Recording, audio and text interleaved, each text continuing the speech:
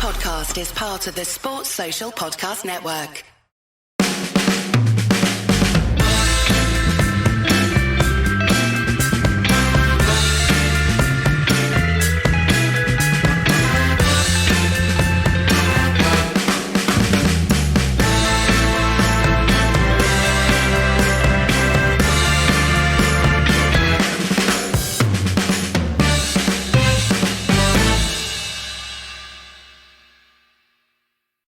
Okay, I'm here with Tom.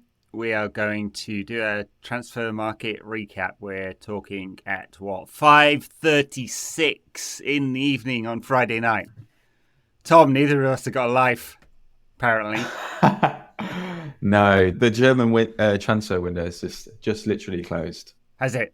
Oh, very efficient. I feel like I'm on Sky Sports News right now, and I am, for the people not watching, wearing a yellow tie, getting in the mood. Yeah, nice. Because the German transfer window is just closed, and Palhinha deals, the Palhinha deals just collapsed, which is pretty funny. Exciting. I do find a transfer market deadline day transfer collapse quite amusing. Do you remember when Saido Berahino was stood in the car park at QPR? Oh my, yeah. All we need to make this authentic, Tom, is for someone to come up behind you with a big purple dildo. Yeah. Well, his career collapsed after that, didn't it? Never recovered, the poor lad. Well, yeah, know where he is now. I don't know. Last I remember, he was at Stoke being dropped by some manager for not training properly or something. Yeah, he literally scored 2 goals against. He scored 2 goals against United, and then it. Went for a ridiculous fee, and then not found a club in Saudi or Turkey. That's where the action's at. He's at AL Limassol in Cyprus now, at the age of 30. Wow. Nice. That's a player who didn't fulfill his potential, I'd say. Yeah, a bit like Reguilon. Oh my God. Yeah, he was great as a 20-year-old at Sevilla. Sevilla or Valencia? I can't remember now. Which one? One of them. I think Valencia, mate, actually. But, maybe it was Valencia, yeah. Looked good. Didn't quite make it. Which is why it's perfect for United. We didn't have to ruin him. He's ruined already. Yeah, I think that one in particular is strange. I mean, I don't really. If it was me managing, I wouldn't be that bothered about getting a left back. I would really just throw Alvaro in there. And I think managers of United past would have definitely done it. Obviously, Fergie would have done that, but that's why you have a squad. But he's someone like players, isn't it? Yeah. And someone like Van Gaal, I know he maybe loved the youngsters a bit too much, but he would have played him at the drop of a hat, and it would have, like he did good at Preston. He was like a good player. I don't think he was unbelievable. And I don't think anyone watching would say, oh yeah, he's had a season where he will definitely succeed at United next year. But throw him in. What have we got to lose? I mean, right. The form that Reguilon's been in for the past at least 1 year, compared to potentially getting some really good progress from a young lad in terms of Alvaro, and also if he plays well, and I don't know, Shaw comes back and Malacia come back and take his place, that's fine. Then you can loan him out next year. You can even maybe sell him next year. One of the problems that United have is no one wants our players. Yeah. And, we don't do enough with our loan system. We don't do enough with playing players, I guess, to highlight to everyone that these guys are worth purchasing. Money, in terms of and you look at Chelsea, what they've kind of done this transfer window, for all their faults, they've sold really well, and for so many reasons we don't do that at all, and it's been a nightmare trying to get people out the club this year. Yeah, there's a kind of, it's like someone farted in a lift and no one wants to go anywhere near United and our younger players. And we've sold, so Cole Palmer, who's a decent player when I've seen him, but he's hardly played at all, has just gone for 35 million plus add-ons to Chelsea. They sold James Trafford to Burnley, who had precisely 0 minutes, for 15 plus 5. And they sold who to Southampton for a similar amount? I forget now. I mean, that's the thing. Can't even remember the name. Yeah. He played so little. Yeah. And it's just the halo effect of being in the Manchester City academy, and the same with the Chelsea academy, because they've been so successful at academy level that clubs will take a punt on a player who's never really played, even at championship level. With James Trafford, where was he? He was Bolton, League Bolton One. for a bit, yeah. And with United, we just can't get them out. What do we get? 15 million for Elanga, which feels on the low side in the market. I mean, for someone who's played quite a bit at Premier League level. I mean, I know there can be a kind of counter effect, but they've actually seen what his ceiling looks like, so that may actually depress it. But still, 15 million full international feels low. And then Dean Henderson, 15 plus 5, full England international. Full England international. Who would have gone to the Euros was it not for injury. So he was really good at Forest last season and a fan favourite. Right. Before obviously he got injured. Yeah. And you can't say, I mean, he had a thigh injury, muscle. It wasn't like an ACL tear or something like that. And obviously it was a long injury, but he's now fit again. And I feel like United didn't get enough there. It just doesn't feel like a market rate for a full England international. And he may not be quite as good as he thought he was or thinks he is, because he obviously thinks he's the greatest ever. The heir to Gordon Banks, Peter Shilton, Dave Seaman. but he's definitely a Premier League keeper, and he's proven to be. 15 million. So yeah. I feel like Fred. You put someone like Fred, Kovar, I guess as well. Like I think 9 Kovar's million got, for Kovar, wasn't it? Yeah. Yeah, like it's pretty. Well, I think it's like pretty much the same as what we've paid for this Turkish lad, whose name escapes me right now.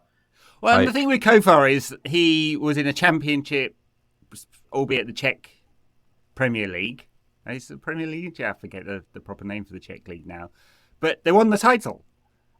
Yeah, he's proven quality and good enough to go to the Bundesliga. Less than 10 million. And we are crap at selling. There's a proper stink about the place. People are like, no, we're not taking it. And it's really bad because it's proven at City and Chelsea to be a fourth income stream alongside broadcast, match day and commercial. And United have to be better at it. Anyway, yeah. There's my moan. I'm going to get a few moans out of the way today, I think. So we sold Fred as well. I mean, he only had a year left on his contract. But again, under 10 million for him. Sorry, I'm looking this way for everyone on the video because I'm trying to remember who we sold. Under 10 million for a Brazil international. I mean, he started games at the World Cup for Brazil. Yeah, and like more than good enough to be a Premier League footballer. Like he might not have been good, might not have been good enough to start for United, but that's not exactly. It doesn't exactly mean you're a bad footballer. I miss him already. Turkey have got, yeah, I know exactly. And Turkey have got money, and what are we doing? Like, unable to shift him for anything more than 10 million. We didn't even manage to get money out of Saudi because the gravy train there only got us 4 million for Alex Tellez. 10 million loss. I mean, on the books, obviously, it's not a loss. That deal nearly collapsed because he's on too big a wages, and Al Nasser realised that everyone else had offered zero because his wages were too big, and they nearly pulled out of it in the end. And then we sold Iqbal for 1 million to Utrecht. There's a sell-on clause there. Still, I'm definitely not one of the people who thought he was ready for the Premier League, like the many hype accounts on Twitter, of which there are many, all going bonkers over Amrabat this morning, we'll talk about him. But a million is low. I mean, if he gets a good... And the thing is, mid-market Dutch sides aren't going to sell for a big amount of money. So we might get another 1 million one day, but it won't be much more than that. Tedamengi's gone to Luton. Player who's super, super talented at 18, had injuries, really held him back. Yeah, that's a bit... Yeah, and I guess there's a few that have obviously gone out on freeze, like De Gea, Phil Jones, Twanzebe. None of them have found a club yet. Brandon Williams got to Ipswich. Yeah, I think that's just a loan, isn't it? Yeah, hopefully Kieran McKenna can sort him out because he's better than... He can play at Premier League level for sure, Brandon Williams. he's another one when, like, I don't know, is he worse than Reguilon? I think, to be fair, like, if I was to be really objective and try and leave the snark aside for a second, I think Reguilon could be a very good footballer. I think he could be a very good footballer. Like, he's technically really, really decent. And like you say, when he was younger, he was a good player. But he looks mentally broken. And coming to a team like United, Where the pressure's really going to be on. It's not like we save mentally broken players. We just make mentally broken players even more broken, usually. Or we hire mentally strong people and then break them. Like, this isn't a rehabilitation center. And the thing about Reguilon, I think we've gone through all the outgoings. So yeah, we can go into some of the incomings. Talking's hard, folks. You'd imagine after like 1,000 of these podcasts that I'd be able to talk, but it's escaping me. Reguilon, the worst part of his game is his defending, which is not good for a defender. And can you imagine throwing him into the game against Arsenal on Sunday with Bukayo Saka in the form he's in over the last 2 years, and the amount, the levels his game has gone up? He'll get ripped a new one. Just Reguilon will be mentally destroyed after the first game, and he'll never recover from it. There's my prediction. Yeah, I mean, I feel like we've seen that before. Yeah, I mean, I'm kind of with you on this one. I see a lot of people on Twitter go, well, it's kind of sensible loan, emergency. Why are you kind of lumping it in with the rest? But there's a pattern here. That's the third emergency loan that we've done in the last 6 months or 8 months or whatever. And Amrabat looks like it's going to be a loan as well. Amrabat is a loan with an option, based on certain triggers, And that's because we're broke, because we are crap at buying and selling. Still, even with a director of football, we spent years going, the holy grail is to professionalise and get a director of football, but we're still not doing it well. It all comes from a mix of incompetence and I guess desperation as well, because we are a basket case of a football club with facilities and an ownership model and a footballing model which is so second rate in so many factors. And the fact that we aren't successful anymore, we have to overpay footballers to come to our club, and that includes, I guess, academy players as well. Like, if you're a kid and your parents are trying to choose a club for you, why are you going to choose Man United? Because of the history, or because they could maybe offer us a sweet little money. And it's the same with like any other player as well. Like, why are you going to join Man United? Yeah, the history, Old Trafford, great. But you look at every other player who plays for United and pretty much 80% of them fail. The only other reason I'm going to join the football club is for money. We end up paying loads of money to like people who don't end up being successes. And then we try to flog them and we can't, because like no one else is going to like pay, I don't know, whatever it is, 120 grand for Alex Telles. Like, it all comes from, the top, the Glazers, like running the football club incredibly incompetently. And this is just one of the symptoms of the many problems that we have at the club. And and then we end up, trying to flog these players, and we can't turn them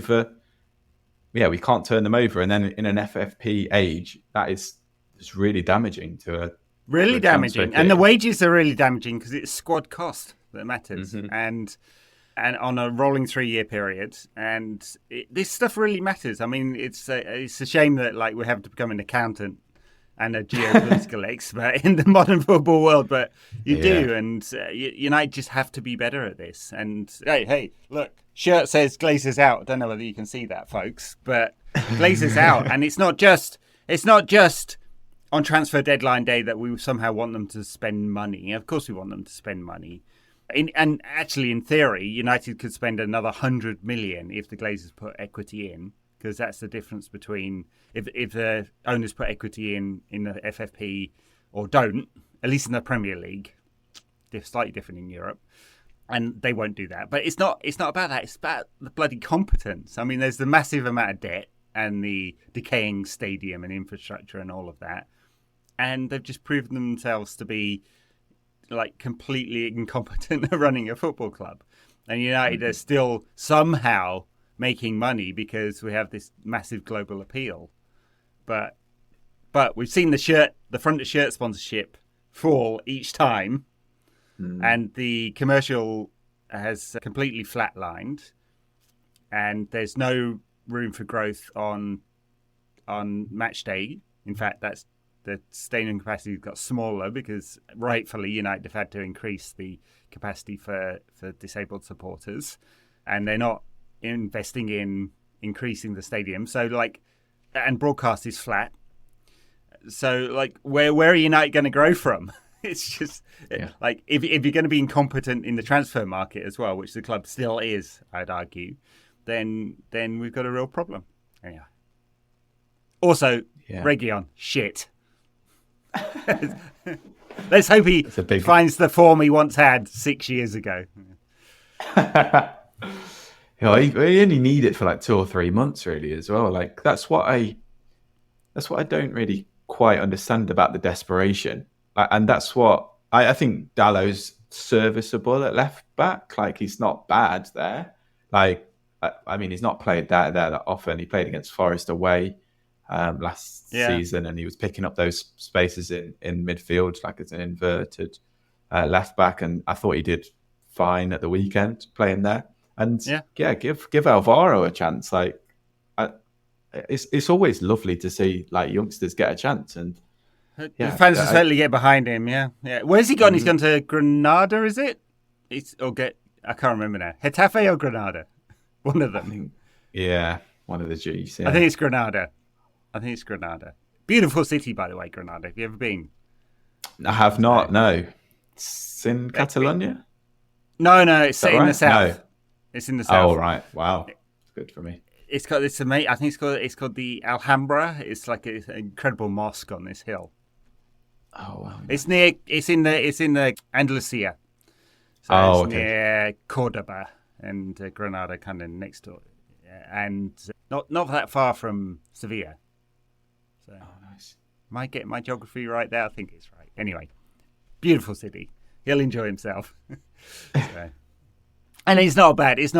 Like if he's going to go out and loan, La Liga, good standard. Obviously, it's good for him. Good test. So and technically he is very good. So I think it'd fit and quick and likes going forward. And you'd think he's prototype Ten Hag fullback, to be honest. But I wonder about his like. I think like Preston fans like last season were kind of a bit concerned of his defensive ability, but as a youngster that is something I guess that's going to be a struggle, like positioning and that type of thing when you kind of getting used to senior football. But I thought it was a pretty impressive first year, and it just seems like the perfect time to play him, really. But okay, let's look back on some of the other transfers this window. So we have brought in Andre Onana as a goalkeeper. And I think we've already seen in the short amount of time both the pros and maybe some cons of Andre Onana's particular style.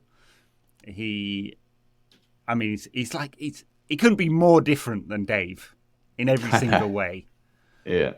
I imagine his musical taste is like classical music or something like that. He just get everything about him is like the opposite of Dave. I mean, he's great with his feet. He's maybe not as dynamic with his hands. I don't know. He went down in stages, getting down to the goal at the weekend where Awoniyi ran through the entire United team. Yeah, and then it's a little bit embarrassing. And then, it was really odd. When I first saw it, I was like, "Oh, it's not really a mistake." But then you look at it back again. He's a long, long way out and goes backwards and backwards and backwards and never engages. Yeah. Until he's basically on his line and Awoniyi passes it in, and then he sort of flops over it. So it wasn't great, was it? No, and Dave was great at that. Like he wasn't great in like the way that Schmeichel was great, where he kind of made himself massive. It's just Yeah. Dave's positioning on one-on-ones was just exceptional. And yeah, I don't know. It was really just like timid and almost like nervy, like what a kind of schoolboy keeper would do, like just almost like run away rather than just like stand and be confident and engage. I mean, yeah, it's one little mistake, and I think Yeah. as a sign-in, I think it's about as good as we could have had. Like we could have signed him last year and got him for free, and that would have been amazing. But I think in terms of like goalkeeper profile, I think it is. I don't think there's a better keeper who was available out there that we could have signed. Yeah. Like just as a Diogo footballing Costa keeper, was so the good. other one. So I mean, Diogo Costa's another footballing keeper, and maybe better with his hands, but Yeah. maybe prone to more mistakes. I don't know. I mean, I guess Ten Hag. What we've seen with Ten Hag's time is that he is driving this very much. Yeah. I mean, almost to the point, he doesn't trust what the scouting department, It's kind Murta, of fair enough. O'Brien are bringing him. Yeah, well, maybe, yeah. Yeah, so it's, I mean, it's very much his team now, isn't it? All the signings feel like his. And a lot of them obviously have Dutch connection. Anana, obviously, at Ajax. I mean, this, again, we appointed Ten Hag in April, obviously talking to him beforehand. If he didn't believe Dave was good enough, could we have done the deal then? Did he have to wait a year to work out that Dave couldn't play with his feet? Because honestly, you could have worked that out for the last 15 years of his career. Yeah. So A bit like that would have Pep saved did with- United 50 million. Yeah. A bit like Pep did with Joe Hart after, what was it, like 2 training sessions or something. It was like, yeah, you're out. Bye. I mean, he bought what's the Chilean guy? I've forgotten his name now. Bravo, wasn't He it? bought- Yeah. Bravo, yeah, just to fuck with Joe Hart, which honestly I'm all in favour of. So, yeah. The lad literally couldn't save a shot. It was like playing a centre midfielder in goal. Yeah, and the other keeper we bought is Altay Bayendia. I've never heard of him. I think it's probably okay to have never heard of a keeper in the Super League. Sorry, I tried to be cosmopolitan about my footballing viewing, but I don't watch a lot of Turkish football, so never heard this lad. No idea if he's any good. He's obviously there just for the training. Yeah, I mean, you would imagine he's good with his feet. You would, you would hope so at least.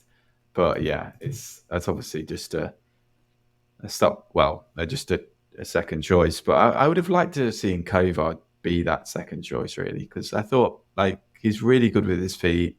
He's younger. Like, I guess I feel like, well, I can't say too much about this kid because I've not really seen him play. He was like captain for a lot of Fenerbahce's games last season, so that's, I guess, Right. impressive in itself. But yeah, I mean, I would have liked to have just seen Kovar get a bit more of a chance. But yeah, be interesting to see. I think with the point you make about Ten Hag and this being very much his team, this is, I guess, it's good to see that in some respects, but it's also like not really how a football club should really work.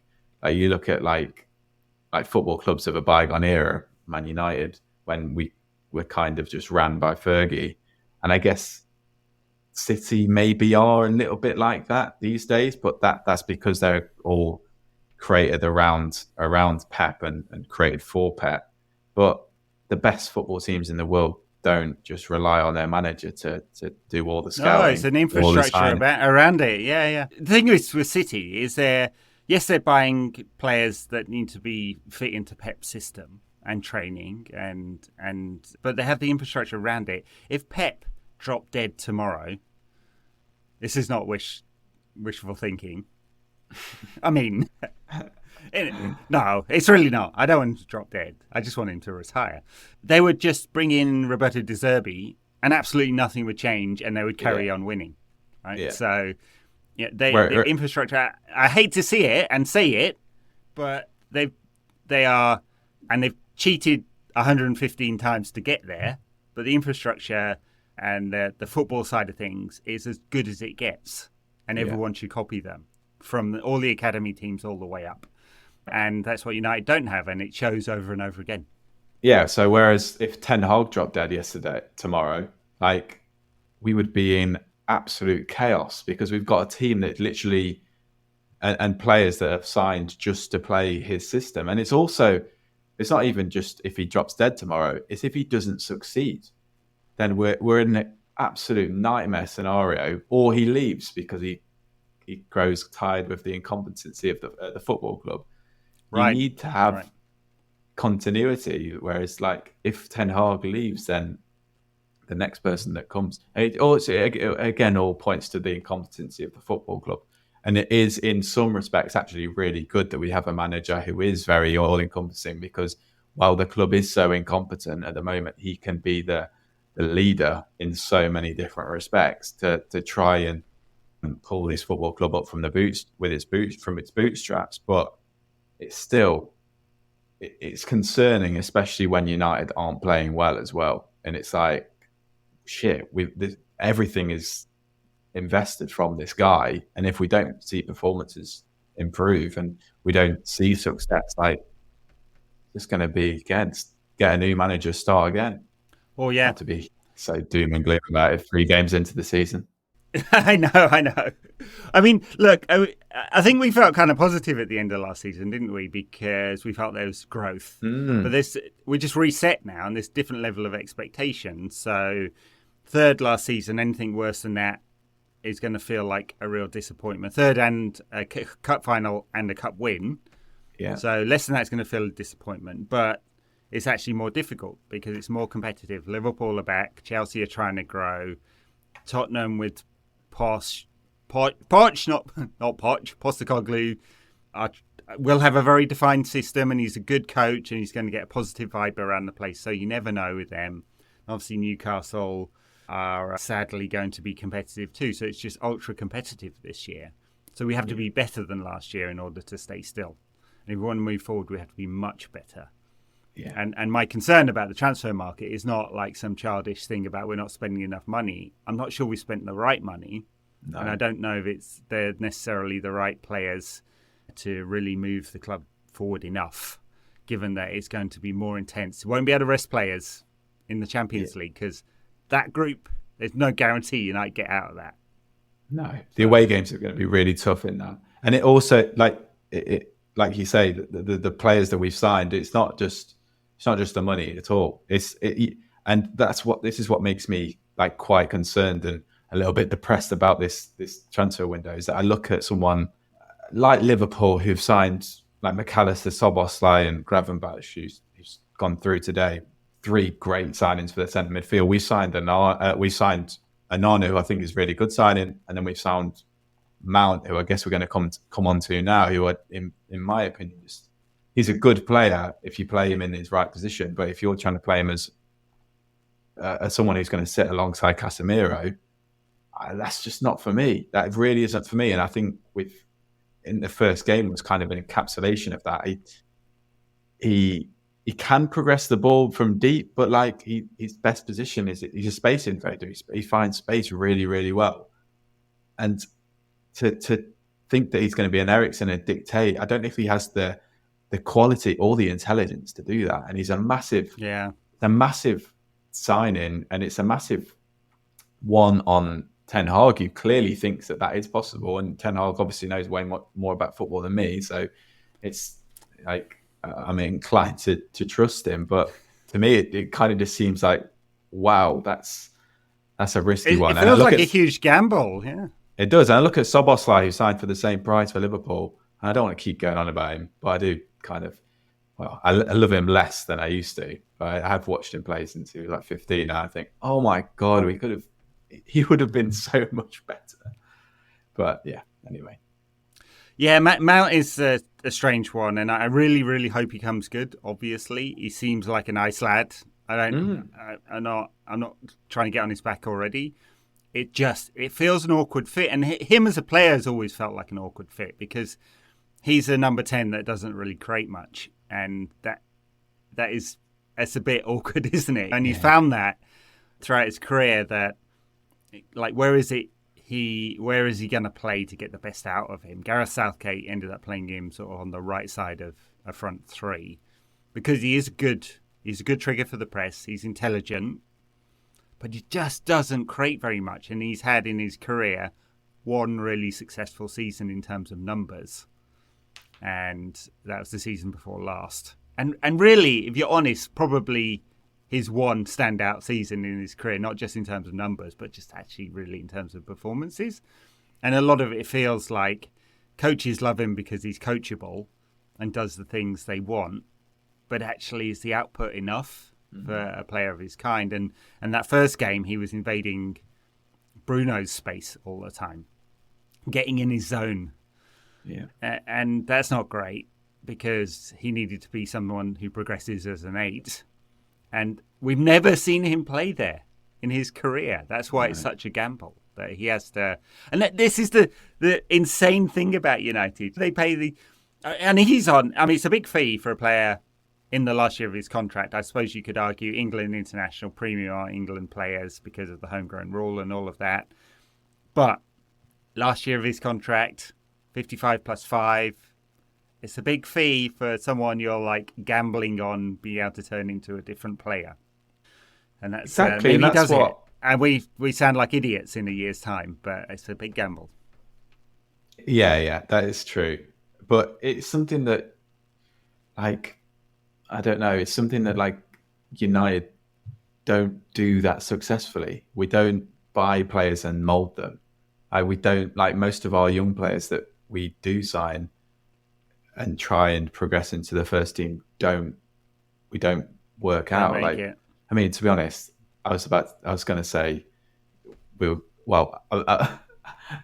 don't really sign that many good players anyway, to be honest.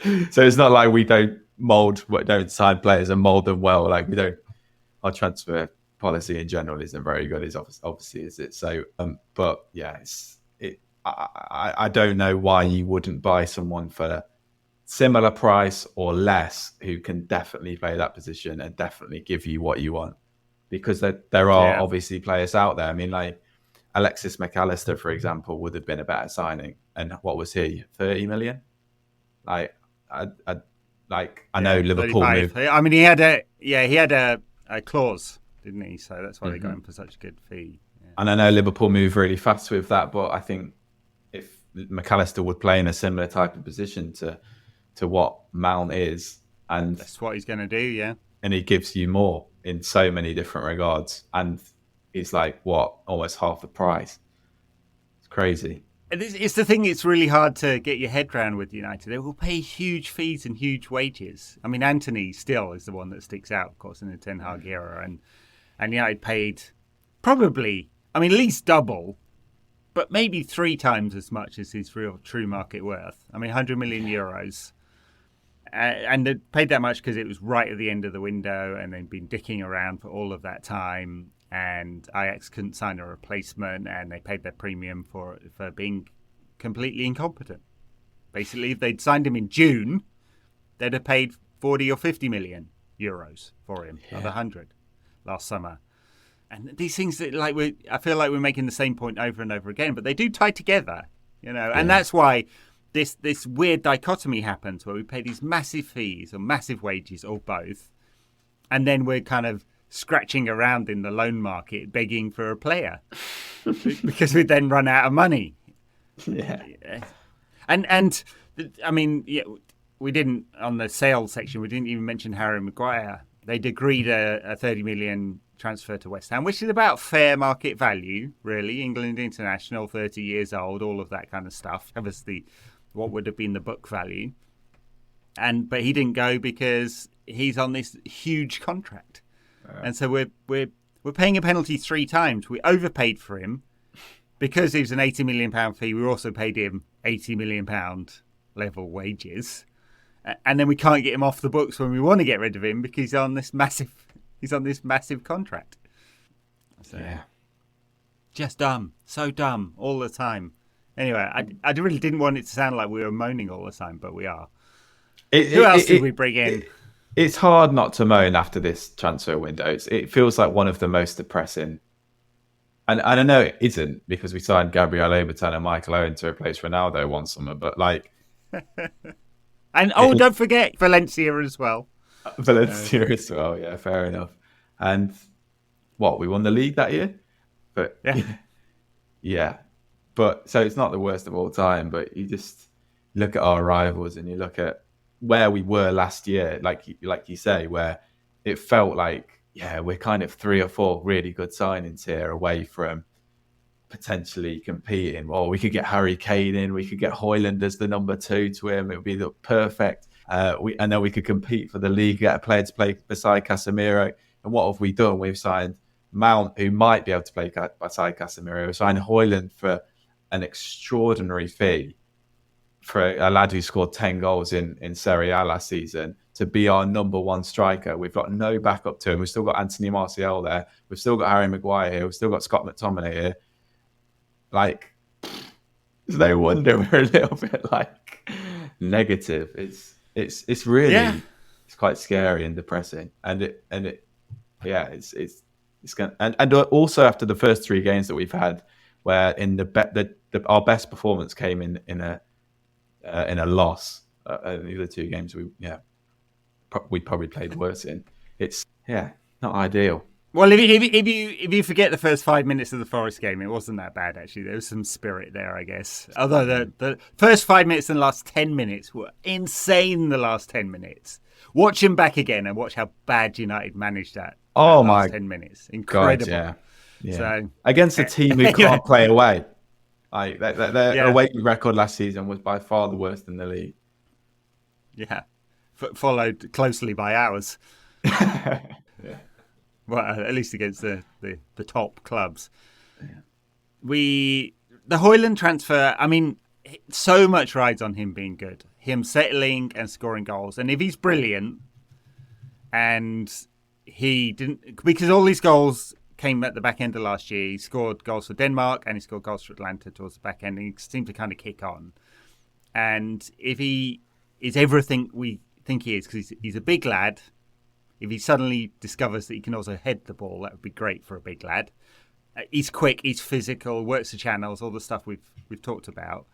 But if that all comes together, then like all the moaning will be for nothing. If he scores 20 goals, United will really kick on. And not to like, he's not going to be listening to this podcast, so there's no additional pressure. But there is, and hopefully he doesn't feel it, but there is pressure on him to succeed there and for it to really work for 2 reasons. One, scoring the goals was really our problem. We need someone who'll do that, but we also clearly need Marcus in the role where he's going to cause the most damage, which is inside left. Not left winger, but inside left, where he can invade the space, cut inside, or go on the outside, and he's going to just be he's so much more dangerous there. All the numbers show it. Our eyes show it. And so there's a lot of pressure on Højlund for those 2 reasons. And you're right, it's an incredible fee. 75 million euros, and that's the base fee, right? So it's what is that? 60 something plus the 8 or something. And if he's great and scores 25 goals, we'll go, yeah, that's what you pay for a striker. So if he doesn't, yeah, and obviously we want him to really succeed, but it feels almost just unfair on what we're providing him with here, that he has to be the guy who's going to play every single week. Like Weghorst was playing every single week because we didn't have a number 9. Like this guy is going to have to play every single week because there's no other option. And if he's going to find it difficult coming to the league, like strikers coming from Serie A don't often settle well in the Premier League because Serie A is so much worse than it used to be and so much worse compared to the Premier League. It's huge expectations on his shoulders. Whereas if we had a striker for him to come in underneath and take that pressure off and build himself in England, get himself used to the league, it would be ideal. But it's going to be really, really difficult for him to hit the ground running, I think. And yeah, like I say, so much pressure. It is. The other striker that didn't leave, of course, is Mason Greenwood after all that drama and the ridiculousness of how United behaved, the callousness, the cynical nature of all of it. I guess we don't need to relitigate that, but maybe we do, just in the environment now of the women's game having to voice its concern about I'm trying to think the misogyny in the sport. Mm-hmm. Like, it is a moment to reflect back on how United behaved with Mason Greenwood. But they also, after all of that, haven't sold him and haven't loaned him out anywhere. No. Unless I've missed something in the last moments of the transfer window, but it doesn't look like it's happened. No, the There only seems to be United a lot of news that's come in, reluctance. the only United news that's come in since we've started recording is Johnny Evans signed a short-term deal. Yes, good stuff, lads. Yeah. I love Johnny Evans, don't get me wrong. I'd be very surprised if he's starting United's Champions League final next May or June, whenever it is. No. Yes, need the numbers. So, yeah, I mean, God knows what I guess the both Saudi Arabian window and the Turkish window are open for another 3 weeks or so. Mm-hmm. So those look like the most appropriate destinations. I mean, the irony of the Saudi Premier League letting it be known that this wasn't going to be very good for their reputation. I mean, in the same week that Human Rights Watch released a report saying that they are firing mortars at refugees trying to cross the border and mass murdering people, they're worried about Mason Greenwood coming to their sport because of the reputational damage. Fuck me. Honestly. Yeah. And God, who knows what, if they can't get rid of him, what are they going to do? All of their own making, this is. Well, obviously, quite a lot of it is on Mason Greenwood, but a lot of the management of the situation is on United. It does make me think, like, if Saudis think that Mason Greenwood's a step too far, like, where do the morals of our football club lie? If they don't mind in the gutter, obviously. They don't mind, like, would they be killing refugees on the front line? Yeah. I mean, if it made the Glazers some coin, they absolutely would. They would, wouldn't they? These are the worst humans. So they're horrible humans. They just happen to be in a country where, I mean, they do some awful things to refugees in the US. That's where I live, right?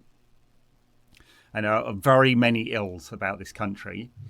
And if the Glazers thought they could make some money out of it, they absolutely would. There are some checks and balances that stop them doing that. But yeah, anyway, it's a huge mess for United. I don't know how they're going to deal with it.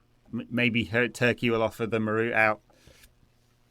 Yeah, I even saw him get linked to Red Star Belgrade today. But I mean, there's going to be loads of those really stupid rumours that are just flying about the place, aren't there? Until he finally gets out of the club. But like you say, what happens if he doesn't? Like, he's just going to sit at home for like 6 months? Just weird. Yeah, isn't it? I don't know. Yeah. Have we missed anyone? We've got everyone, right?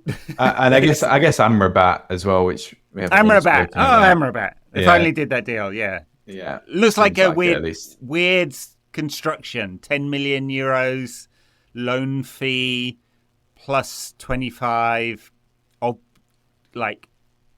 optional based on triggers being hit about appearances, and then another 5 in some kind of bonus add-ons for later stuff if he joins. So could be up to 35 million euros. What's that? Just under 30 million pounds. I guess it's about the number everyone was quoting all along.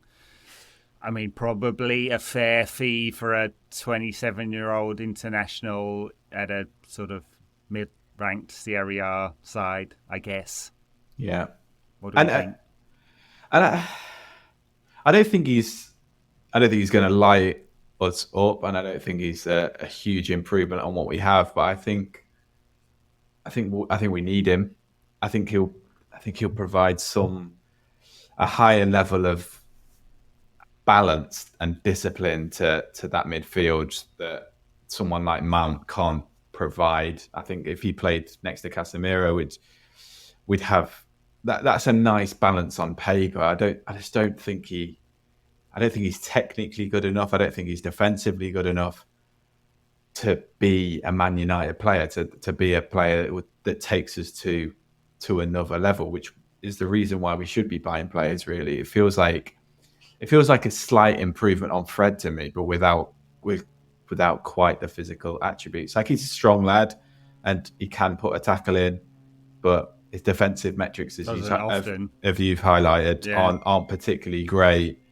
And I don't think he just does enough as you would want from a midfielder. Like, he's not going to dominate a midfield in the way that like Casemiro can by intercepting everything, tackling all the time. He doesn't provide enough in an offensive perspective either. He's a good player to have, I think, because I think he's like a 6 out of 10 in a few different respects. But like, I mean, that's me putting a really positive spin on that signing, I think. But like, we can see like he might surprise us, but I just think it's a weird one that he's like, no other clubs are really linked to him. No other big clubs have been linked to him. Fulham were slightly linked to him. Forest were slightly linked to him. If we shouldn't be competing alongside these types of clubs for a signing. And he also has got out of bed. Yeah. He also has the same agent as Ten Hag. Yeah. So dear. I didn't realise. That always never a good look. That is it. No. So I mean, Ten Hag obviously knows him from the time he was at Utrecht. They've worked together before. He was in the Dutch league for a number of years. I mean, he's Dutch born, obviously Moroccan heritage. He's had what you would say, and I don't mean this disrespectfully, because obviously there's like 1% of wannabe footballers ever make it, but he's kind of had a bit of a middling career. Mm-hmm. And I feel like he's one of those players I've seen more than I normally would have done for a mid-ranked Serie A club. I saw him quite a few times for Fiorentina, Europa Conference and the World Cup.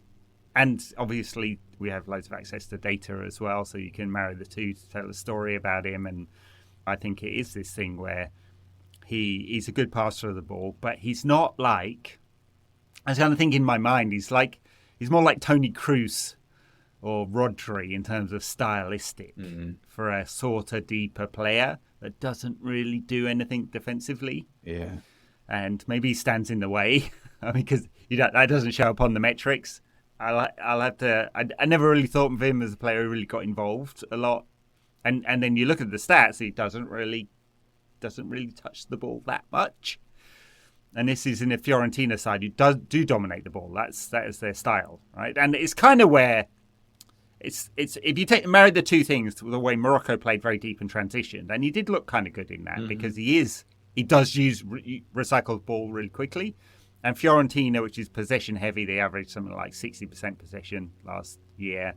Then you kind of get a sense of what he is. He does use the ball well, both in transitional moments and when you're dominating the ball. For me, there's not enough around that to say that he's going to succeed and that I'd expect him to succeed. I'm not sure I do, really, and maybe a Forest or a Fulham would be a better fit. Yeah. I hope I'm totally wrong, of course. So I hope he somehow finds a level that he never has in his career and no one in the football world thinks he can reach, because that's why there wasn't demand for him. So we'll see. I think that's a great summation in the fact that he uses the ball well. Like, he uses it well. Like a 7 out of 10. Like, he doesn't use the ball exceptionally well. Like, and that's the player we should be signing. Like, you compared him to Kroos and Rodri there. Like, they use the ball exceptionally well. Like, when they make a pass, it glides across the floor perfectly into the path that they want it to go to. I know this sounds really simplistic, but when you watch Amrabat pass the ball, he doesn't do that. Like, he bobbles it in, and he won't play the pass he means to consistently because he's not tidy enough. His technical qualities aren't that good. Like, he uses the ball well. He's a level below, isn't he? Yeah, he'll use the ball well compared to, I guess, Scott McTominay.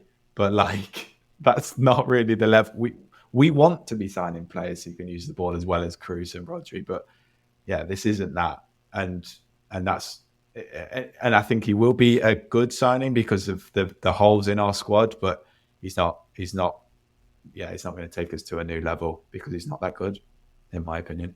Hopefully, I prove I'm completely wrong. Yeah. All right. Well, that's the transfer window. So I don't know. I feel slightly disappointed So I feel slightly disappointed that it's not quite. It could have been better, and it could have been better if United had sold some players that Ten Hag doesn't want. Mm-hmm. In a sense, I don't really want to lose Scott McTominay, but if he's not going to play, it's not worth him staying. And it looks like he's going to stay. Obviously, stuff could happen in the last 2 hours of the window that we haven't foreseen. So maybe this will be out of date by the time you listen to it. And they should have found a way to let Harry Maguire go, because he's just not going to play very often. Yeah. Even with Rafael Varane's injury, unfortunate injury. And that is about compromising on the fee so that West Ham could afford the wages somehow, and that didn't happen. And with that, United could have, if you took the amount of money they spent on Mount and didn't get from McTominay and Maguire, that's a really top-class midfielder, that is. Yeah. That's 100 million plus midfielder. Yeah. And instead, we kind of compromise, and I always feel like we do that. Yeah. Every manager since... I mean, I said the last 18 years on Twitter, and someone pointed out that's not really fair because it was a brilliant side from 2008 to 2011, and that is very true. Somehow Fergie crafted it. Mm-hmm. Somehow. The fucking genius of the man. Ten Hag is not that, I don't think. I think he's probably a very good manager, and he's got a very clear idea of what he wants, but I don't think he's Fergie. No. So yeah. I don't think you can paper over those cracks, and we need the whole club as one, and we're still not there. Yeah. And especially in such a competitive environment as well. Like the league it's more competitive than it's ever been, and clubs have more money than they've ever had. It's really difficult.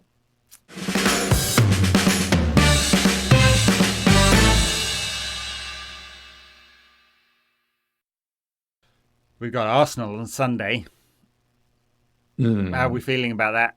Yeah, talking about really difficult. They weren't great against Fulham, were they? And they've not looked the same side. Yeah. They've not looked the same side this year. And I don't think they've maybe looked the same side since they took that lead when it looked like they were going to win the league last year. And I think they've almost faltered and almost lost belief in themselves and what they're all about. I think a little bit. They're still good, obviously. But, I mean, I feel it's just the way we're playing. I can't go into that feeling confident, but I thought against Tottenham in the first half, in particular, we could have easily been 1 or 2-0 up at half time. I thought that was our best performance. The second half wasn't great. We didn't react. We didn't react to the way that Ange changed the changes that Ange made, and I just I look at some of our players right now, and I mean, I know we missed Casemiro when he played against Arsenal this time in the away leg last year. Yeah, and that was a huge miss at that time. But like, you look at him now, and with not much beside him, you're thinking, like, are you going to just completely get overrun in that midfield? Who are your little soldiers beside you who are going to help you out? We've not got Fred. Obviously, Mount's injured. You're not going to bring Amrabat straight in, surely. Well, they didn't sign him in time to register him. There we go. This is dicked around. So he didn't sign him in time for the game that you might have actually wanted him for. So it'll have to be Scott McTominay. Unless they sell him, and then God knows who. There was a report this morning I just read. Sorry for interrupting, but that apparently he really likes Hannibal, and Hannibal might actually get minutes. Wow. Although it seems like, I mean, it'll be Amrabat, Mount, and Eriksen ahead of him for that role. So I don't see how he does get minutes, but so. I like Hannibal, and I've said that a few times on this show, that I really like what he's all about. I love his aggressiveness, but like, if he's not playing, I don't know, if he's not playing Alvaro Fernandez when we haven't got any choice, like, what's to say that he's going to play Hannibal in the most pivotal role on the pitch? I mean, he has legs, which is an upgrade on a lot of our midfielders right now, like Eriksen. McTominay's not exactly got much legs about him. Casemiro, even Mount's not really he's not quick across the Dynamic, ground, is he? no. Yeah, he's not really dynamic. So, I mean, at least he has that. He might provide a little bit of energy in that midfield, but I think He may well be on the I bench kind of for look the to Arsenal Saturday, game. Sunday, and be Yeah. I kind of look to the midfield and see that that's kind of our biggest worry ahead of the weekend. And up front as well, like Højlund, they said he's going to be involved, but yeah, how much, I don't know. And how well, I don't know. Well, he can't be fully fit. He can't. I don't know when his last game was. I didn't actually look at Atalanta's pre-season schedule and see whether he actually played in any of them, because he came to the club with this back problem. Yeah. So, yeah, he can't be fit. So, off the bench seems most sensible, most likely. Yeah. Impact for the last 20 minutes or something. Hopefully we're not 3-0 down by then. So, but you're right. Look, we shouldn't be that negative about it. Arsenal are not playing well. They haven't started the season brilliantly. Obviously, they're trying to adjust to the new reality of how they're playing things. I guess they thought that they would be playing Jurrien Timber at right back this season. He got injured, so they're not. They've experimented with playing Thomas Partey at right back as a sort of inverted fullback coming into midfield. Apparently, he's been absolutely terrible in that position, if we believe Arsenal Fan TV. So maybe they go back to something more normal, like Ben White at right back, bring Gabriel back into the team, had been shunted out. I don't know what they'll do exactly there. Yeah, Jesus is apparently fit again. Don't know whether... I mean, obviously didn't start the last game, did he? But maybe they'll do that. Or Nketiah. Obviously, they've sold Balogun. So, yeah. There are options there. It still doesn't feel like their strength, like centre-forward for Arsenal. So maybe we're playing them at a better time than we were last season. But we've got to be better. I mean, our record on the road under Ten Hag is abysmal. And against the top teams under Ten Hag is absolutely abysmal. Yeah. It's got to be better. I feel just keeping the ball is just going to be crucial on Saturday, because Arsenal have got the players that can just keep it all day. And what we've been so bad at is just turning the ball over, being impatient in our passing. Like he said that, well, Ten Hag said earlier in the season that he wants us to make us into the best transitioning football team in the world. We look awful in transition. Like the way that we played against like Tottenham in the second half in transition was just abysmal. And transition also means going backwards as well. And against Wolves and against Tottenham in transition defensively, we were shocking. Like just turning the ball over in stupid positions and also having like no counter press, like positionally awful out of when having the ball, because players are just all over the place. Casemiro not holding his position, like going way too far forward when we have no one else beside him. Like so much has to be better, like discipline wise, and also technically keeping hold of the ball. Like it's been a shocking start to the season, and I feel I've been way too negative on this pod today. But yeah, and like I say, like Arsenal haven't been that great, but they're still a very good side, and they could really punish us if we don't play well, if we don't improve. And I'm sure like Ten Hag is getting drilling that into them, that they have to show up on Sunday, or it could be embarrassing if we don't play properly. And we have had embarrassing results on the road under Ten Hag, so it's not out of the question. But we really need to improve and see that soon, or else things really could start to unravel if we don't start making improvements quickly. Well, yeah, it's Ten Hag's side now, and he's had I don't know, what is that, 8 transfers in. I mean, it's fully his side. And the expectations are higher, and so the pressure is on. And those things that have really gone wrong, like catastrophic results and the record on the road, have to be improved. And I think it's fair for the pressure to be on as well. And we'll find out how good a coach Ten Hag is. And he's had, actually, with pre-season, and although pre-season was weird, and I think it may well have contributed to the amount of injuries we've got at the moment, But with pre-season and this kind of light schedule at the start of the season where there's been no midweek games, he's had more time with this group than at any other time during his spell with United. So, like, his ideas, the analysis, the coaching, there's no excuse, really. Like, it's Casemiro wandering, should know better. Yeah. But, like, there were 0 people in midfield for parts of these first 3 games. So, anyway, I'm not feeling super confident, but it does make me feel better that Arsenal haven't started in, like, 100 miles an hour. Yeah. Yeah. I just record on the road, plus the balance of midfield, plus can we score goals? Anyway. Yeah. 5-0 United it is. All right, hopefully you haven't been too negative on this pod. It's odd, isn't it? We get to the end of the window, we just signed 2 players on deadline day and we're like, oh. It's like, yeah. Yeah. It's not as exciting as when we used to sign Berbatov on transfer deadline day, though. Oh. Do you remember that? When Fergie stole him in the airport? Yeah, it was great, wasn't it? Dressed up like a taxi. It's like, no, but fun days. Come back, all's forgiven. I do kind of enjoy. Well, we're briefly talking about other transfers in Manchester City and Liverpool and whatever. Like Saudi, like fucking with Liverpool on the final day, kind of. Yeah, and I mean, apparently it's up to 200 million. I would bite their hands off if I was Liverpool. I know. Maybe the money will still be there in a year's time. But that massive contract they put him on and the fact that he will inevitably decline year on year.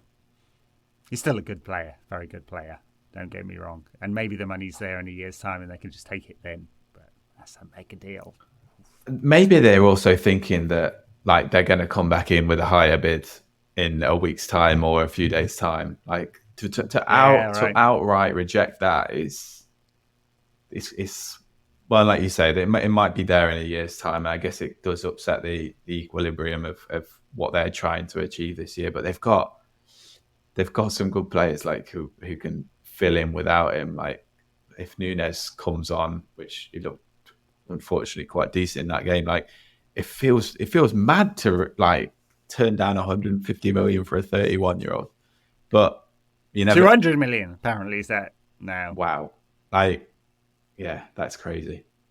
Lads, Harry Maguire. Have you not heard of him, guys? Harry, former captain, clean cut. Just forget that thing in Greece. I reckon Harry Perfect. Maguire would score, would bag in that league, I reckon. Like, you look at Vladimir... The standard is... Yeah, Vladimir Stojkovic is one of the... I think he's the captain for one of the teams over there, and he's like a 40-year-old keeper who was shocking at Forest a few years ago. Like the standard of that league is terrible. Just whack Harry Maguire up top, put some balls into the box. You'd be right as rain. Get it into the mixer. Yeah. Pump it up to the big man. All right. Wow, we've talked for over an hour. I meant to get to some questions. I didn't get to any questions. So we probably covered all the bases, so sorry about that. Thanks for listening to us babble on for over an hour about the transfer market. Let's hope it all works out.